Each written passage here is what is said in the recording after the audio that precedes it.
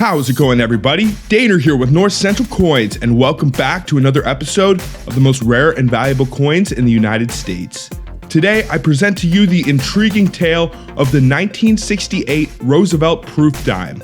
Now, you might be thinking right now, why the 1968 dimes? They aren't even composed of silver. Well, in this video, we will explore the historical context surrounding the production of this incredibly rare and valuable 10-cent coin and delve into why it holds such importance in American numismatic history. Additionally, we will discuss its distinguishing and identifying features, significance among collectors, and also its potential value if you were ever to find a legitimate example. Before I do get into this, I would really appreciate if you guys would smash that thumbs up, subscribe if you're new, and also ring that bell notification so you can stay up to date with my new content as it is being released. Also, make sure to stay to the end of the video if you would like to find out how much you could get for one of these coins if you were ever to find one. And then without further ado, what do you say we get right into it and discuss the 1968 Roosevelt Proof Dime? Let's get it, guys.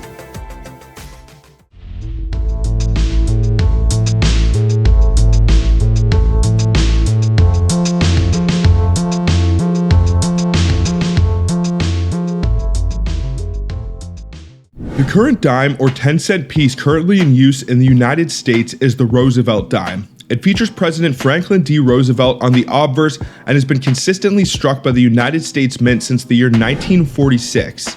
The design for the coin was approved shortly after Franklin Roosevelt's death in the year 1945. President Roosevelt's passing in 1945 prompted the idea of honoring him on a coin due to his leadership during the Great Depression and World War II. Louisiana Representative James Hobson Morrison proposed the idea of a Roosevelt dime. Treasury Secretary Henry Morgenthau Jr. announced the replacement of the Mercury Dime with one featuring Roosevelt in May 1945. Chief engraver John R. Sinek, assisted by Gilroy Roberts, were tasked with creating the new design. Sinek submitted various models, initially depicting Roosevelt's bust on the obverse and a hand holding a torch on the reverse, along with an olive and oak sprigs. The Commission of Fine Arts rejected these initial designs, stating that Roosevelt's portrayal lacked dignity.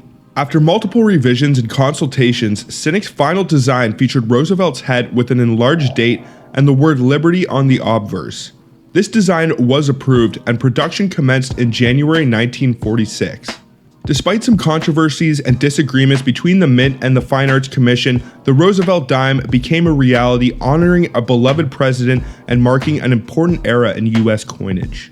The Roosevelt Dime features President Roosevelt on the obverse with the inscriptions Liberty and In God We Trust and Sinek's initials JS to the left of the date. On the reverse, it showcases a central torch symbolizing liberty, flanked by an olive sprig for peace and an oak sprig for strength and independence. The inscription E Pluribus Unum stretches across the field of the coin. The country's name and the coined value surround the design, symbolizing the victorious end in World War II. One of the driving forces behind the March of Dimes was actually Franklin Roosevelt, who had polio himself. Without the requirement for congressional permission, the Mint could alter the 10-cent currency, so officials moved rapidly to swap out from the Mercury Dime. Models were quickly created, however, Chief Engraver John R. Sinek frequently received criticism from the Commission of Fine Arts.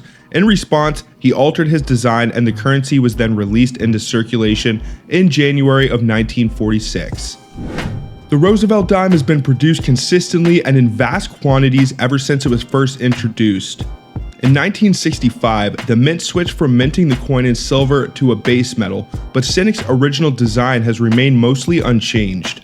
In the world of American coin collecting, dimes are generally less sought after by collectors than other contemporary US coins because they lack rare dates and also silver content. In the year 1965, the United States Mint shifted to producing clad 10-cent coins, and in 1981, minor changes were made to the dime's relief to extend the lifespan of coin dies. Mint marks were reintroduced in 1968, and in the year 1980, the Philadelphia Mint began using a mint mark P on dimes. In 1966, dimes with a W mint mark were struck at West Point specifically for collectors. The series generally saw high mintages with billions of coins struck in the clad years. There have been many proposals to change the dime's design, including one suggesting Ronald Reagan's inclusion after his passing in 2004. However, no significant design changes have occurred. The Circulating Collectible Coin Redesign Act of 2020 authorized special one-year designs for the dime in 2026 to mark the United States semi-quincentennial. While some Roosevelt dimes command premiums, particularly air coins like those without the P mint mark from the year 1982 and also rare proof issues from 1970, 1975, and 1983 without S mint marks, most regular issue Roosevelt dimes are readily available and not heavily collected. The 1968 proof Roosevelt dime is the first proof coin that the United States Mint accidentally produced without the S mint mark. It is an extremely rare and valuable coin, with only a handful of copies known in all grades combined. The San Francisco Mint most likely discovered these errors relatively early into the minting process because there are so few of these coins in existence. The 1975 No S mint mark dimes, which are much rarer than the 1968 No S dimes, were also made by the Mint a few years later. The 1970 No S dimes, 1971 No S nickels, the extremely unusual 1976 No S Ike dollar, and the widely popular 1990 No S Lincoln cent are some other good examples of proof coins that lack the S mint mark. There doesn't seem to be many opportunities to purchase the 1968 No S dime. According to previous auction prices reached, the coin is typically only offered for sale a few times a year. As a result, anyone who wants to buy this coin will have to bid on the few coins that do show up for auction every year. Without a doubt, there is definitely a high demand for this piece. Maybe that explains why the coin has done so well over the years. Another thing you can keep in mind that can add some value to a coin is the cameo attribution. United States coins with the cameo symbol are incredibly rare, and finding an example with a deep cameo is even less likely, but if it is to happen, it's usually going to happen on a proof coin, so if you were to find one of these and it did get a cameo attribution, it could add a huge premium to the coin. Now, I definitely advise that you get the coin certified by a reputable company like PCGS or NGC, since it would be likely to be one of the finest examples of this well-known coin ever discovered if it was in a high mint state and even got a regular cameo attribution. In terms of collectability, this coin checks just about all of the boxes, including rarity, popularity, mystery, demand, and has consistently done well in auctions over time. This coin is unquestionably unique and deserves to be included in any outstanding collection. Currently, there are only 18 known 1968 No S proof dimes, 12 of which are brilliant proofs and 6 of which are actually cameo proofs, and they have been certified by PCGS since its founding in the year 1968. 5 PR68s and 3 PR68 cameos are the finest examples that PCGS has verified as of July 2011. Some of the details and specifications for this coin, if any of these are off, it might indicate that it is fake or counterfeit. The edge of this dime is reeded. It has a diameter of 17.90 millimeters, a weight of 2.27 grams. It has a mintage figure of 3,041,506. The metal composition is 75% copper with 25% nickel over a pure copper center.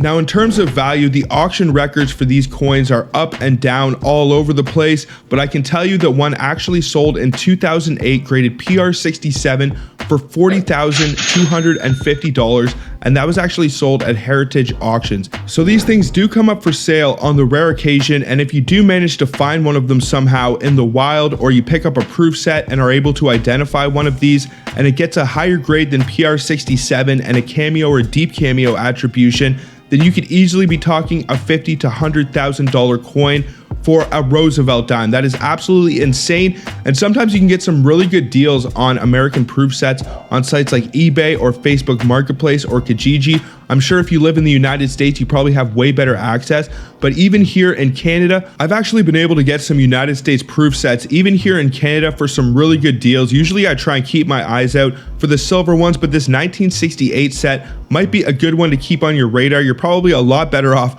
pulling these out of the set than you are finding one in the wild. If you did find one coin roll hunting, or you bought it on eBay or Facebook Marketplace, I would be highly skeptical that it might be a counterfeit. So pulling one of these out of the set might actually give you some peace of mind in terms of its authenticity. Now I'll very quickly once again just go over how to identify this coin. Most of the other denominations in the 1968 proof set should have an S mint mark, but if you were to find a 1968 proof set and the dime does not have the S mint mark, then you have yourself one of these holy grail coins. So it is going to be super hard to identify one of these if you were to find one of them coin roll hunting, which I'm sure there aren't too many of them floating around in the wilds of circulation, but I'm not going to say that there aren't any of them because I have seen crazier things before. But your best chance of finding one of these dimes is out of a 1968 proof set and cherry picking the dime with a no S mint mark. What do you guys think about the 1968 Roosevelt proof dimes? What would you ever do if you found a legitimate example, or if you ever have found any of the coins mentioned in this video?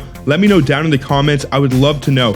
Also, don't forget to smash that like button, subscribe if you're new, and also ring that bell notification so you can stay up to date with my new content as it is being released. But I think that is pretty much going to do it for this one, everybody. So I appreciate you watching and joining me on all of these incredible coin adventures. But until the next one, folks, peace out and have a good one, y'all.